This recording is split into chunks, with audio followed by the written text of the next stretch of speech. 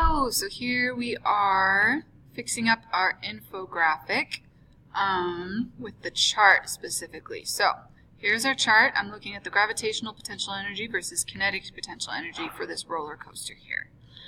So I did already input some values, but I've decided that I want to treat the bottom as 0 instead of what I had been doing previously, because I think that will show my point even better than this currently does.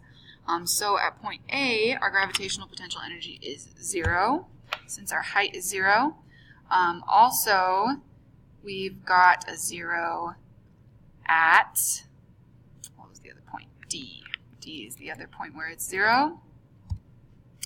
And then we're going to say that point B is 50 meters up. So real quick in my calculator, I'm going to punch in 50 times 9.8 times the mass of the cart, which I'm saying is 500 kilograms, which gives us 24,500. Okay. And that's the highest point, so that should be the apex of our graph here, and it looks like it is, so that's good.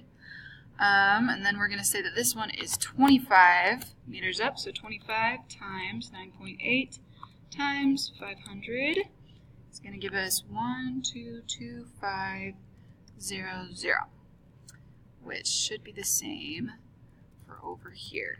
122,500. Okay, now looking at our graph, this gives me a much better idea of how the kinetic and potential energy is trading off.